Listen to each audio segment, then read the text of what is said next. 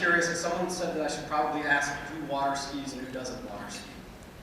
Is there any stories about that? No, just that I was. Oh, all right. I thought there was something more. All right. There is one story, and Joe will remember this. And, I always sit between these guys because they would constantly do battle. But one of the places we always enjoyed meeting was in Geneseo, New York. I had a great facility for it, and we had some great brainstorming sessions. And then we would retreat someplace for dinner. One night we went out to my house. I lived on one of the Finger Lakes in New York, and we decided to go for a boat ride. And I was one of the, I like gadgets and toys and stuff. So I had this 350 horsepower ski boat. And we decided to take that out, and we were cruising around the lake, and my buddy on my left said, I'm quite a water skier. And I said, you are? Okay, well, I'm learning to drive this boat, and I probably can get you out of the water, so I know I'm not good at water skiing. So, Joe, being the sport that he is, he jumps out of the boat into the water, he has the skis on, ready to go, and, we kept going, and he said, Tom, you don't know how to drive this boat right, you're just not doing it right, And Joe was always trying to tell everybody how to do things, and, it's his missile background, but, it just didn't work. He said, well, my arms are tired, you've hurt my arms, and this is the heck with this. So he got out of the water, and we got him back in the boat. And those of you who know Tom Barlow, I don't think Barlow's here, is he?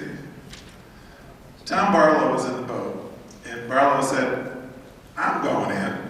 Barlow's like me, he's not the specimen of physical fitness. And so, I'm sorry, Tom, but that's just the way it is. So, he gets in the water, and Joe's going, oh my God, you're never going to get him out of the water. I said, Joe, I got 350 horsepower, this is a ski boat. So we start up, and guess who pops right out of the water? Tom Barlow. I looked over at Joe, and he was sitting in his seat, and steam was coming out of his ears. He said, I got to go back to the dock. We got to go down there. So. All right, and one quick one too. Joe mentioned about, and this is a good NACCU relevant story, from when Paul mentioned to y'all that he was not going to be able to participate in the organization anymore, in the U-Haul story in there. If you would share that with the group. Well, what happened, the way the association got started is Paul Melanson is the executive vice president at Loyola, Baltimore. And he was about to retire, I guess, and he wanted to have something else to do. And Mel Blackburn, his auxiliary man, was very active in the card application like we are. Anyhow, he asked Mel to call people that were into the card business, mainly Billy, myself, Tom, and form an association that he would do all the legwork on the legal part to get it a nonprofit corporation, which he did, okay? So we all joined and said, all right, well, we'll participate, we'll be directors, and because we believe in the card system anyway. Well, we're in the system, we go to San Diego for our first meeting, right?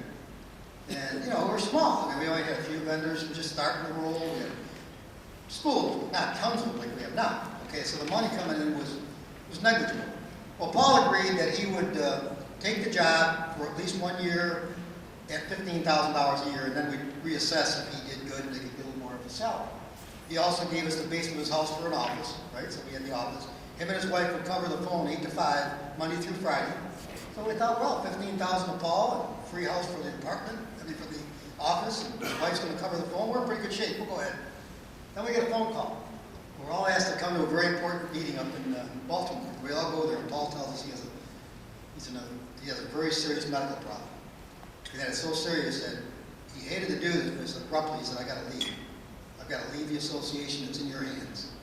Well, the four of us sat around and said, in our hands, we got no money, right? We got this in the basement of his house. We're going to lose the office. And we're paying him $15,000. Neither of us could take that job at $15,000 and survive. So we're saying, what do we do? Well, what I was most proud of is we sat down and we decided to take the following action. We wanted to keep NACCU, so we did keep it, obviously, because we're sitting here today. I called, Lowell was my manager of the card office at Duke. And I said, Lowell, get in your car, go up to Melanson's house, rent a U-Haul trailer, a little bit of stuff we got up there, put it in the trailer and bring it back to Durham. When you get back here, rent an office, one that's real cheap and real small, so we could put the stuff in the office, okay? So Lowell went and got the office, and he went up to Melanson's and got the materials that we had. Then I said, you know, now that we got that all done, we need somebody in the office. Well, Lowell had a young man, Kevin Mullen, that had just graduated from Duke, who knew quite a bit about card, you know, basic office management.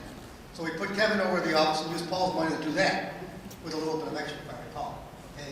And said, we're not giving Paul the 15, we just switch it over. And Kevin, you just answer the phone. Lowell, you stop by every day in the morning and make sure everything's okay with Kevin.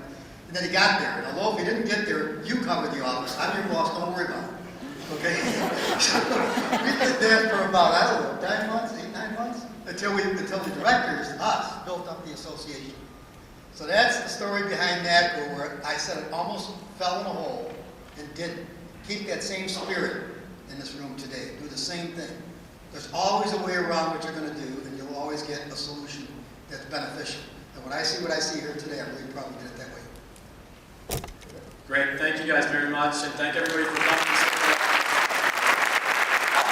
All three of these guys will be here for the next couple of days as well. So we'll have an opportunity to ask you questions about what the future was One and more. what they can do in the future. I think Bell, This is where I was Wayne, supposed to have and this. Stop it.